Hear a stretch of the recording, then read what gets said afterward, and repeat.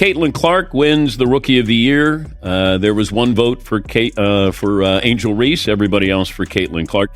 This is what's happening, is the voters are now putting out on social media, hey, it wasn't me. It is that's your prerogative. You can.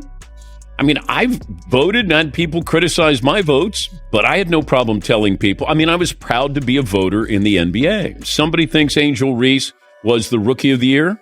Fine. Maybe it's a writer who covered her team in Chicago. Okay. It's not the end of the world. Did you know that Caitlin Clark's Rookie of the Year award wasn't a unanimous decision?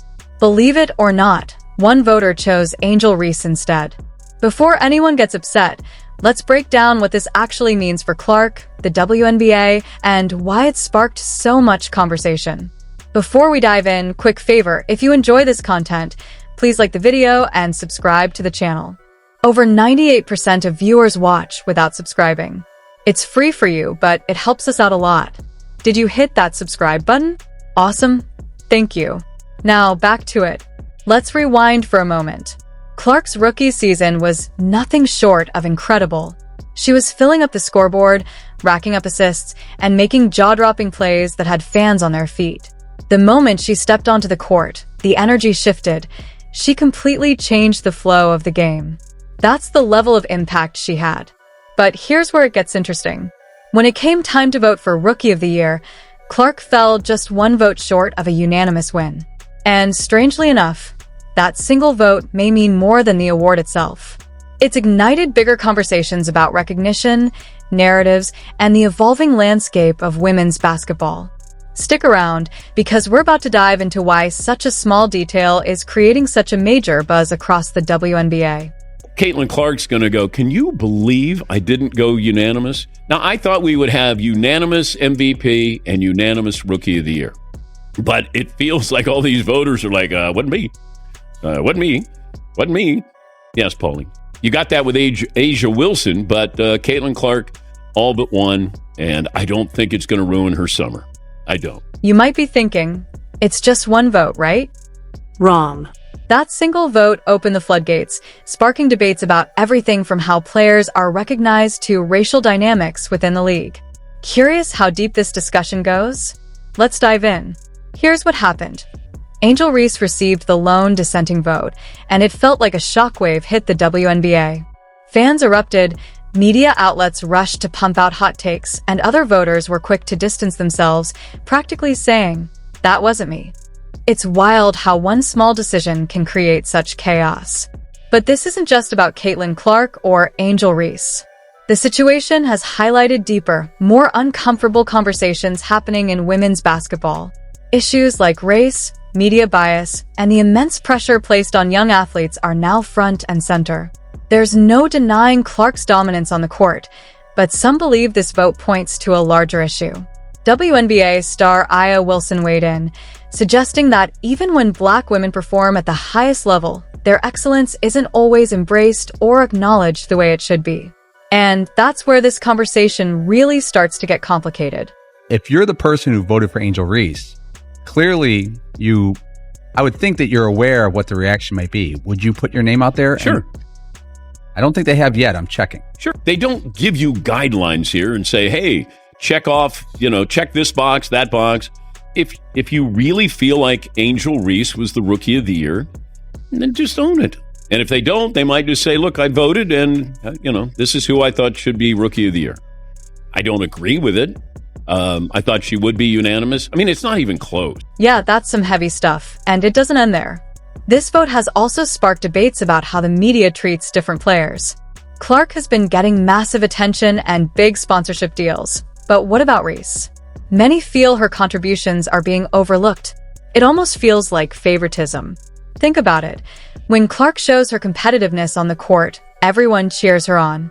But when Reese displays that same intensity, she sometimes faces criticism. People are starting to question whether there's a double standard at play. And here's where it gets even more revealing. This situation highlights just how much pressure these young athletes are under. Imagine being Clark or Reese, fresh out of college, playing at the highest level, and suddenly everyone has an opinion about everything you do. That's a lot to juggle, especially when all they really want is to play the game they love.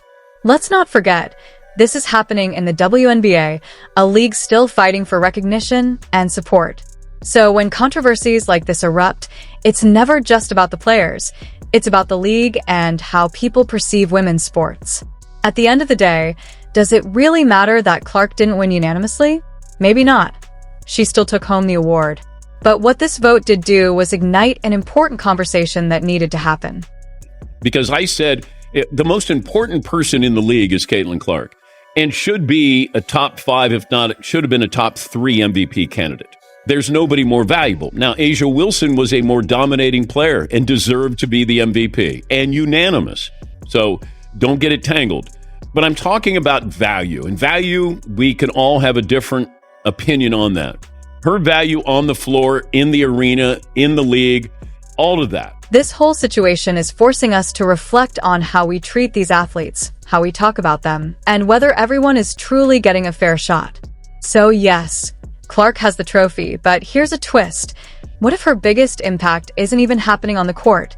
There's another side to her rookie story that's sparking conversation far beyond basketball. You've probably heard about the Caitlin Clark effect by now. It's not just her jaw-dropping crossovers or deep threes. She's changing the game off the court, too.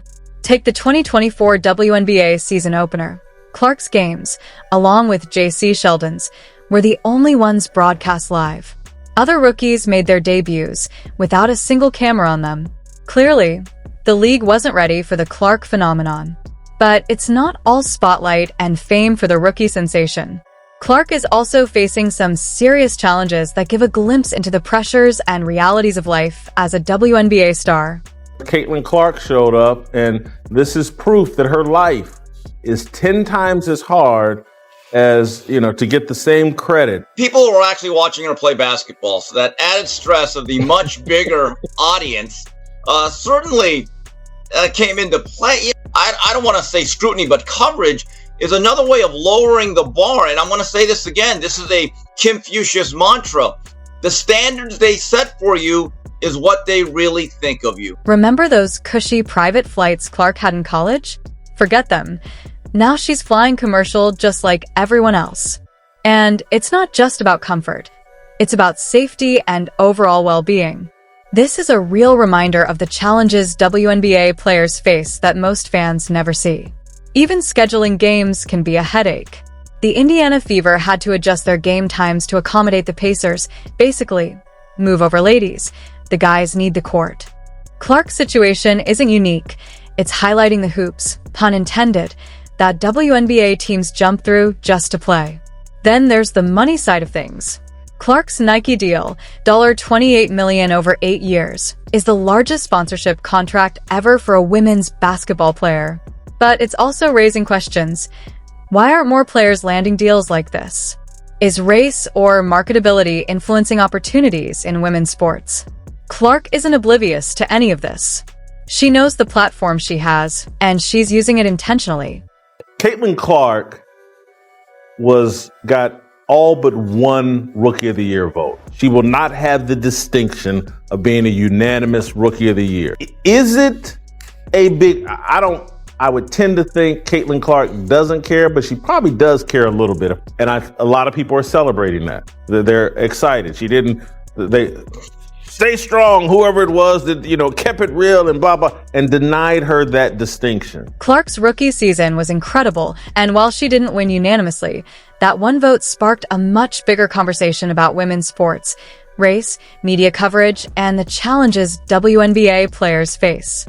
Beyond the court, she's breaking records, landing huge sponsorships, inspiring the next generation, and pushing the league to improve. Sure, issues like scheduling conflicts and commercial flights remain, but Clark's impact is bigger than any single vote. She's changing the game for everyone.